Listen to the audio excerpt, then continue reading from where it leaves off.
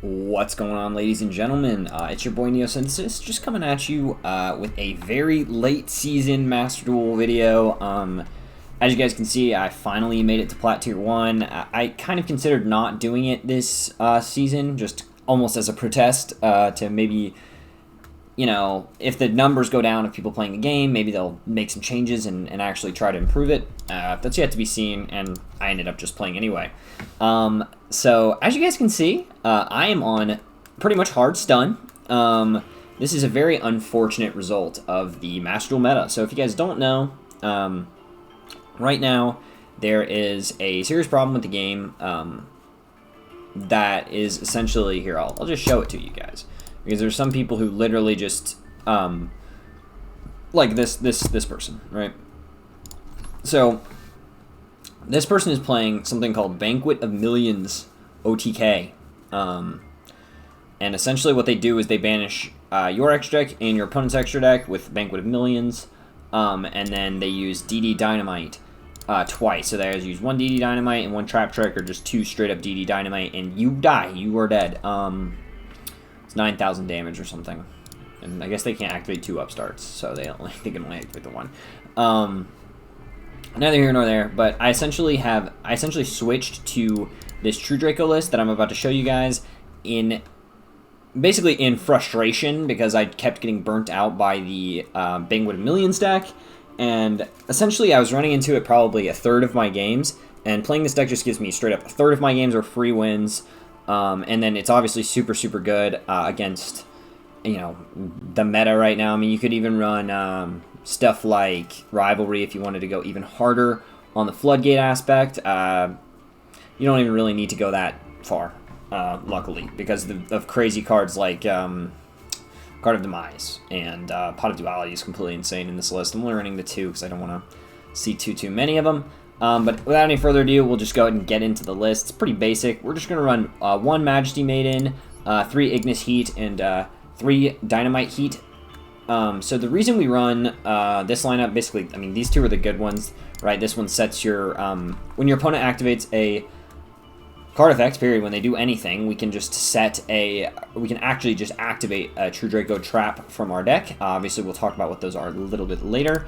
Ignis Heat is the same thing except for spells traps. And then this one is the same thing, except it's just, sorry, Majesty Maiden is the same thing except for it adds monsters. So, it's actually pretty good. These cards, because so you guys can see they're like level 5 and level 6, but you can actually summon them instead of tributing a monster. You can just tribute a continuous spell or trap that you control. So you can just set one down and then pop it, and we're running tons and tons of those in this deck. So getting these guys out is no problem. It's cool because they're not technically a special summon. So they will obviously not be affected by Max C, which is super popular.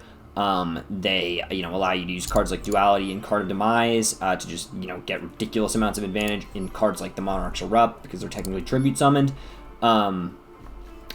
We'll get into that a little later, but that's essentially like, that's another really good card that you can run in this deck, and it's killer in the format. Basically, Skill Drain is just super good in Master Duel format in general. I mean, Drytron's probably your #1 hatred, but you can probably beat Drytron if you go first, considering all of the broken spell and traps we have. Anyway, we'll go ahead and get into the spells. One Terraforming, 1 Dragonic Diagram. This card's like completely insane. So obviously all your True Dracos getting 300 is nice, just helps you put that clock on people faster. Once per turn, we can destroy one other card we control or in our hand, and then we can just add any True Draco card from our deck to our grave, or from our deck to our hand. So that's obviously super good. The True Draco continuous spells and continuous traps get effects when they're destroyed, but we'll get into that just a little bit later when we get to those. But Diagram is like, you know, obviously it's amazing. We would run 3 if we could. It's limited for a reason. Like, this card is, yeah, super good. Demise, this card's completely insane. Just draw until you have 3 cards in your hand, essentially, is what it says in this deck. Your opponent doesn't take damage, and you can't special summon. But we don't special summon ever in this deck. Maybe there's one card that special summons, but we can just use it on our opponent's turn. So yeah, Demise is super good for setting tons of cards. Duality, pretty much same story, right? It's restricted because we can't special summon, but we're not special summoning in this deck, so it's essentially just scry 3 and pick the best one. Yeah, we really like that a lot because it just helps us get to either our Solemn Judgment that we need to set with a bunch of back rows so that we don't just get blown out by a Duster Lightning Storm situation and whatnot. Honestly, you could consider bumping this to 3 and Desires down to 2. I personally just like the 3 Desires because, Pot of Greed is just completely insane. I really feel like I don't have to say much more about this particular card.